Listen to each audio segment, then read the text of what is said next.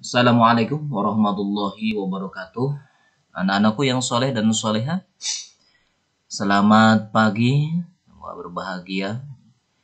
Kita jumpa kembali di channel At-Taubah, di mana untuk materi pada hari ini kita akan membahas masalah logo Yasrawi. Namun sebelum pelajaran kita mulai, mari kita awali dengan umul kitab bersama-sama.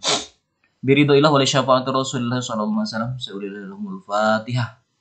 A'udzu billahi minasyaitonir rajim. Bismillahirrahmanirrahim. Alhamdulillahi rabbil alamin arrahmanir rahim maliki yaumiddin. Iyyaka na'budu wa iyyaka nasta'in ihdinas siratal mustaqim siratal ladzina an'amta 'alaihim ghairil maghdubi 'alaihim waladdallin. Amin amin ya rabbal alamin. Anak-anakku, ini mungkin kalian sering melihat logo ini, namanya terpampang mana lagi. Logo ini adalah logo Yasrawi, yayasan yang ada di alma mater kita. Yasrawi sih apa sih Pak? Yasrawi itu adalah kependekan daripada Yayasan Raden Sukirman Ronowijoyo, disingkatnya Yasrawi gitu. Oke, anak-anakku semua, inilah logonya. Setiap logo pasti mengandung makna. Tidak hanya asal ada, tidak hanya asal terpampang, tetapi ada maknanya dari masing-masing bentukan yang ada dalam logo tersebut. Logo Yasrawi yang pertama itu ada lambang atau daun 5 sebagai bingkai atau dasar dari semua gambar, semua logo yang ada. Apa sih makna daun 5 ini?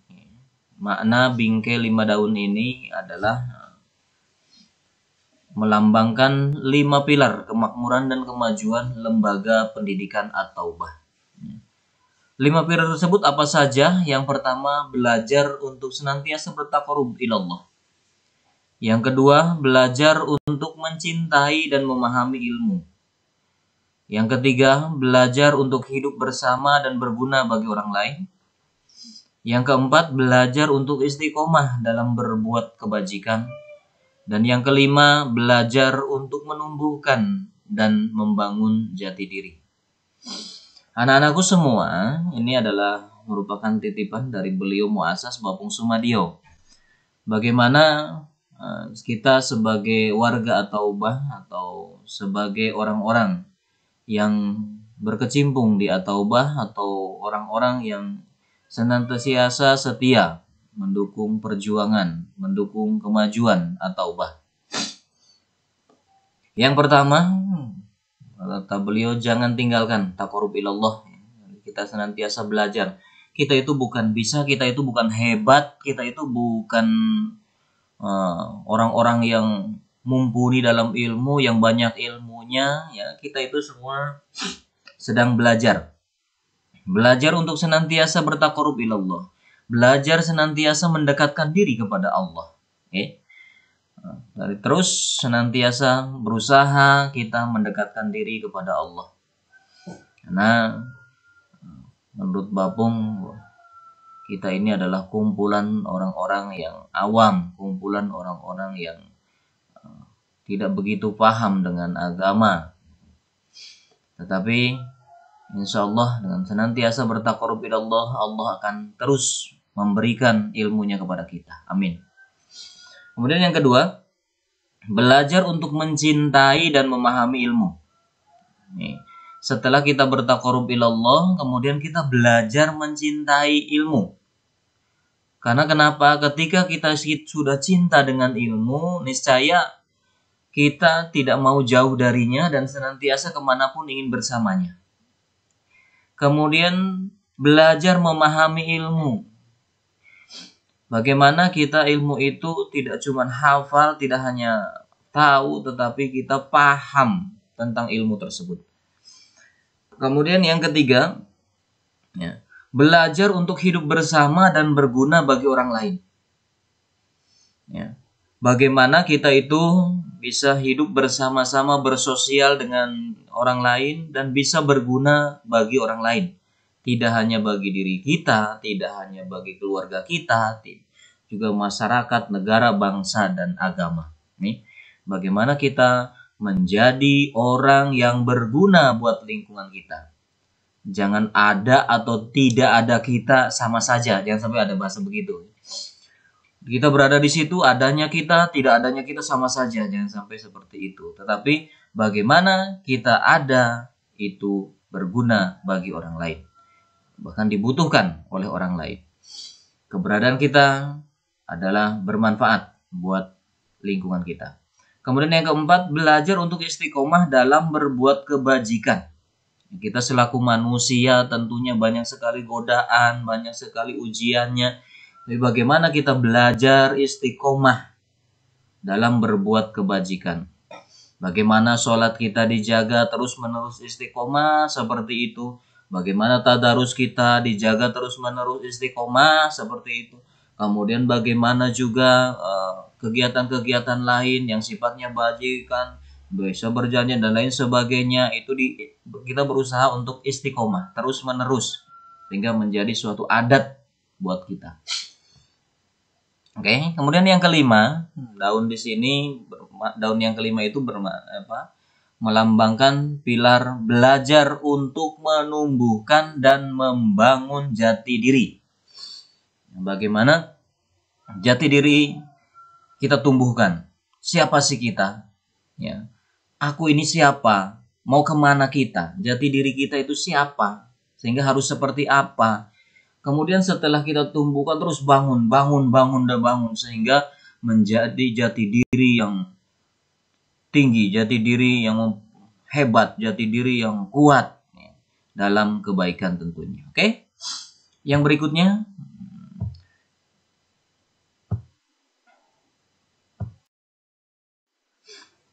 ada lingkaran bulat. Ya. Lingkaran bulat ini yang bertuliskan Yayasan Raden Sukirman Ronowijoyo, Cilacap, Jawa Tengah. Ini apa sih maksudnya? Maksud ini apa sih? Maksudnya adalah ini melambangkan tekad bulat dan kemandirian yayasan ini untuk maju. Makanya dilambangkan dengan lingkaran bulat. Ini merupakan tekad bulat dan kemandirian. Jadi saling merangkul satu sama lain untuk maju. Oke. Kemudian ini ada warna merah putih sebagai background dalam lingkaran tersebut. Ya. Dalam lingkaran tersebut ada background warna merah putih. Apa maksudnya dari lambang ini? Ya.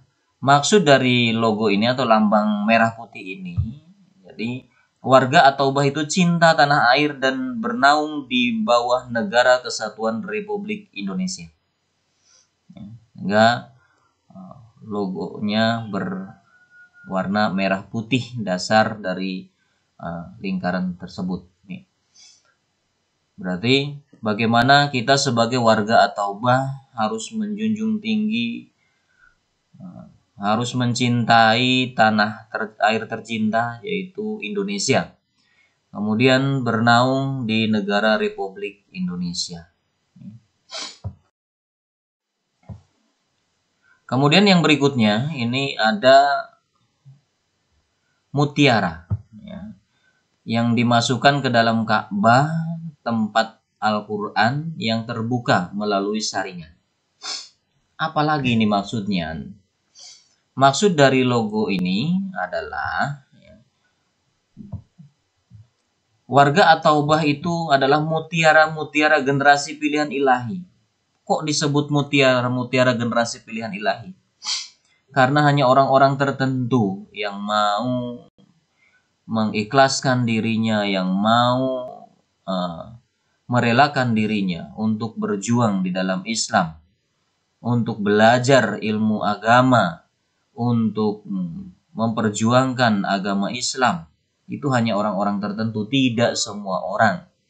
Kebanyakan orang untuk belajar agama saja ya takut, ogah dan lain sebagainya. Jadi anak-anak yang belajar di At-Taubah adalah mutiara-mutiara pilihan ilahi. Orang-orang yang berjuang di At-Taubah adalah mutiara-mutiara pilihan ilahi. Ya. Yang memperjuangkan yayasan ini adalah orang-orang generasi pilihan ilahi. Yang dididik dengan ilmu Al-Quran dan hadis. Ya, di situ ada lambang Al-Quran itu terbuka untuk Al-Quran dan yang dididik dengan ilmu Al-Quran dan hadis, sehingga diharapkan menjadi kiblat ilmu. Nah, di situ ada lambang Ka'bah. Ya. Lambang Ka'bah, jadi menjadi kiblat ilmu, menjadi pusat perhatian, menjadi pusat peradaban, menjadi pusat ilmu Islam. Mudah-mudahan, amin ya robbal alamin, ini sebagai doa. Bagaimana nanti diharapkan Yasrawi ini menjadi pusat perhatian, menjadi pusat peradaban, menjadi pusat ilmu Islam, mudah-mudahan ke depannya. Amin ya robbal alamin. Ada di sini lingkaran hitam berisi berisi lingkaran pegangan tangan 3 orang. Di sini ada 3 orang. Ya. Dalam bulatan hitam ini, dalam bundaran hitam ini ada warna putih. 3 orang yang berjabat tangan, pegangan tangan 3 orang yang memancarkan 6 rusuk yang merangkul peta Indonesia. Memancarkan 6 rusuk yang merangkul peta Indonesia. Apa maksudnya ini? Ya. Maksud dari lambang ini adalah kerjasama antara keluarga pendiri, pengurus, dan pelaksana dalam bingkai kekeluargaan yang kuat dan erat sehingga melahirkan generasi yang mampu mengemban amanah untuk menjadi khalifah di berbagai penjuru Nusantara.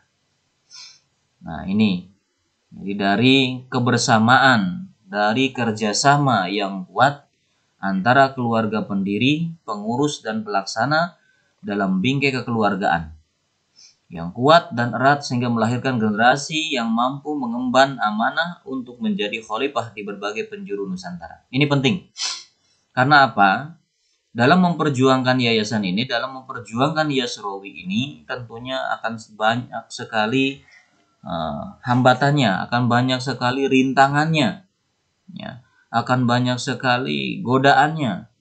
Hingga bagaimana adanya kekeluargaan yang kuat, antara kerjasama yang kuat antara keluarga pendiri, pengurus, dan pelaksana.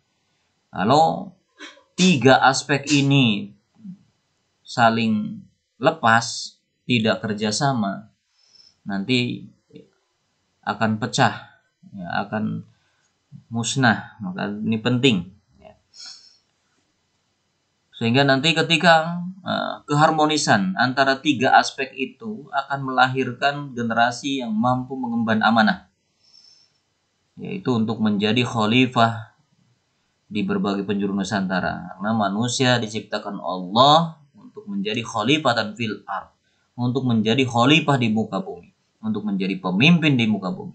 Bagaimana Yasrawi harus mampu melahirkan, harus mampu membina, mendidik generasi-generasi sekarang menjadi khalifah-khalifah di berbagai penjuru Nusantara. Oke. Ya, anak-anakku semua, kira-kira itu seperti itu. Terima kasih banyak atas perhatiannya, atensinya. Itulah makna dari logo Yasrawi atau Yayasan Raden Sukirman Rono Wijoyo. Oke, terima kasih semua. Kurang lebihnya mohon maaf. Wassalamualaikum warahmatullahi wabarakatuh.